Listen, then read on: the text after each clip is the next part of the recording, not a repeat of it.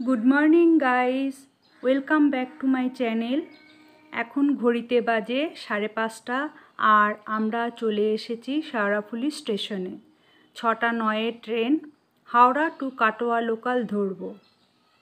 আজকে সকাল 4টের সময় উঠেছি, তাই এখনও সবাই ঘুমে আচ্ছন্ন হয়ে আছি। এটা হচ্ছে শেওড়াফুলির সকালের পাইকারি মার্কেট। এত সকালেও কত লোক স্টেশনে মাল নিয়ে দাঁড়িয়ে আছে, ট্রেনের অপেক্ষা করছে। এত সকালেও কত জমজমাট এই মার্কেট। আমার আজকের এই ভিডিও দেখে আপনারা যদি একটু উপকৃত হয়ে থাকেন তাহলে এই ভিডিওটিকে শেয়ার করবেন আর একটা লাইক ও সাবস্ক্রাইব করে আমার পাশে থাকবেন। চন্দননগর স্টেশন। চলে এলাম বিষ্ণুপ্রিয়া হল্টে। আমরা নবদ্বীপে না নেবে আমরা বিষ্ণুপ্রিয়া হল্টে নামলাম। এখান থেকে বড়ালঘাটে যেতে সুবিধা হয় বেশি, কারণ এখান থেকে সোজা যায়, আর নবদ্বীপে নামলে পরে অনেকটা ঘুরে যায়। সেই জন্য আমরা নবদ্বীপে না নেবে তারপরে স্টেশন বিষ্ণুপ্রিয়া হল্টে প্রতিবারই নামি। বিষ্ণুপ্রিয়া হল্ট থেকেই আমরা যাব ঘাটে, ওখান থেকে লঞ্চে করে যাব মায়াপুর ঘাটে। ট্রেনে এত ভিড় ছিল, কালকে যেহেতু জন্মাষ্টমী সেই জন্য ট্রেনে আর ভিডিও করতে পারিনি। নেবে আবার ভিডিওটা শুরু করলাম। এখন যাব আমরা বড়ালঘাটে, চলুন ওখানে গিয়ে আবার দেখা হচ্ছে। টোটোতে উঠে পড়েছি। এখান থেকে 15 টাকা করে পার হেড বড়ালঘাট পর্যন্ত, একদম বড়ালঘাটে পৌঁছে দেবে। বিষ্ণুপ্রিয়া স্টেশন থেকে বড়ালঘাট পর্যন্ত টোটোতে সময় লাগে 5 মিনিট।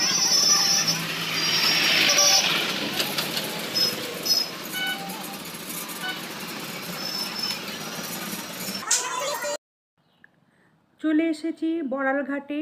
এবার এখান থেকে আমরা লঞ্চের ভাড়া কাটব। লঞ্চের ভাড়া নিল পার হেড 10 টাকা করে। যাব মায়াপুর ঘাটে। এই মায়াপুর ঘাটকে আবার হুলোর ঘাটও বলে। পাশেই আবার ভটভটির ঘাট আছে, ওখান থেকে অনেকে ভটভটি করে মায়াপুরে যাচ্ছে। বিশেষ করে যাদের সঙ্গে সাইকেল বাইক আছে তারা সাইকেল বাইক নিয়েই ভটভটিতে উঠে যাচ্ছে, যেটা লঞ্চে হয় না।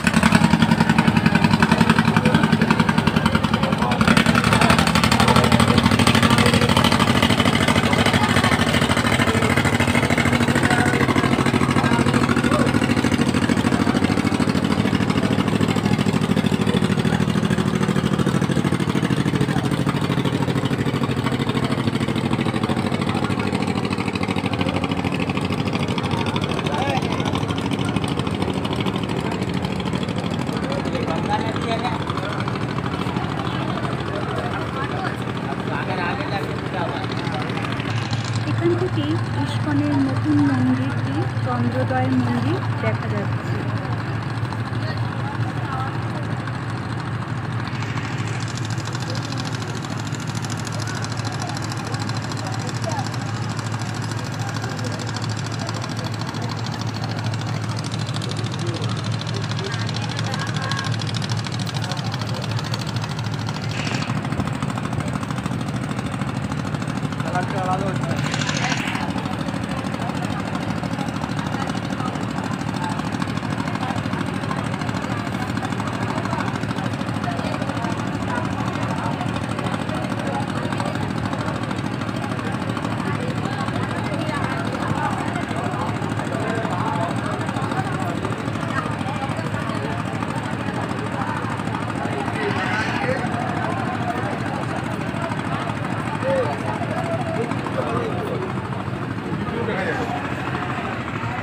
একটু সাইড দিন প্লিজ, একটু ভিডিওটা।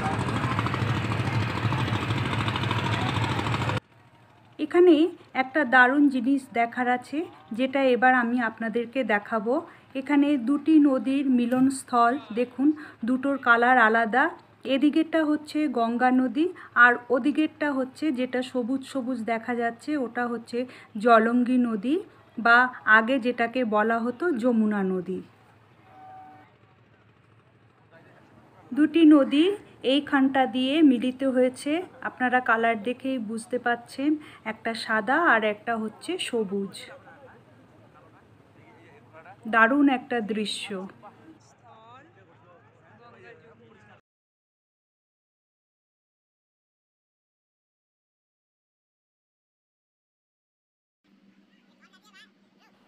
এতক্ষণ আমরা গঙ্গা নদীর ওপর দিয়ে আসছিলাম, এখন আমরা এসেছি জলঙ্গি নদীর ওপরে, আর এই জলঙ্গি নদীর কালারটা হচ্ছে সবুজ।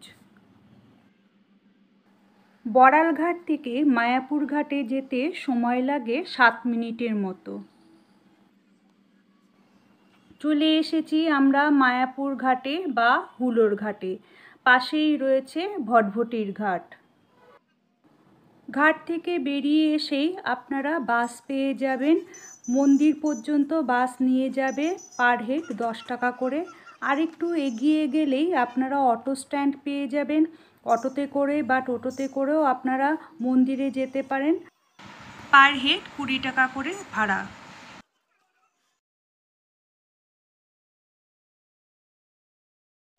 চলে এসেছি আমরা মায়াপুর ইস্কন মন্দিরের ভেতরে। ঘাট থেকে মন্দির পর্যন্ত আসতে সময় লাগলো 5 মিনিট।